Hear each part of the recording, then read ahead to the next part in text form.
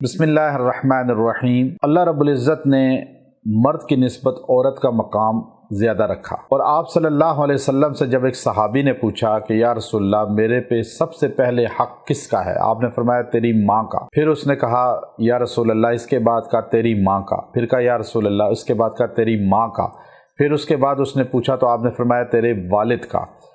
تو مفسرین نے لکھا اللہ کے رسول صلی اللہ علیہ وسلم نے 3 مرتبہ والدہ کا ذکر کیا، 4تھی مرتبہ والد کا، کہ ماں 3 درد ایسے ہیں جو اپنے بچے کے لیے اٹھاتی ہے اور وہ والد نہیں اٹھاتا۔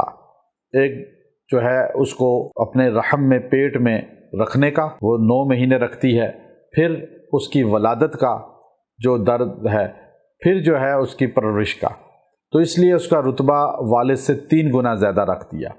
ولادت کا جب وقت ہوتا ہے، عورت کے آخری ولادت کے جو بچے کے ایام ہوتے ہیں، تو عورت کو تکلیف کی شدت ہوتی ہے۔ بعض اوقات ایسی یہ ہوتا ہے کہ اس عورت پر نظر بد یا شیاطین کی کثرت مسلط ہونا یا بیماری کی وجہ سے اس کو تکلیف زیادہ ہوتی ہے، پریشانی ہوتی ہے۔ اب وہ 7واں 8واں 9واں مہینہ اس کے لیے بڑا تکلیف دہ ہوتا ہے اور اس کے لیے مشکلات ہوتی ہیں۔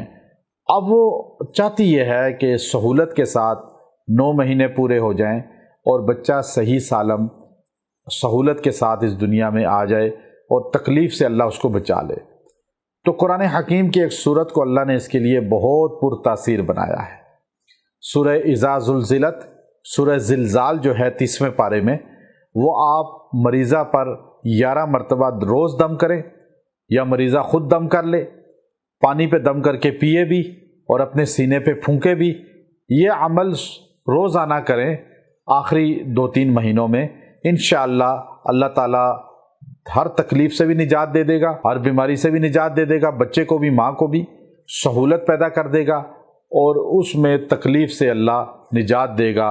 وآخر دعوانا ان الحمد للہ رب العالمین۔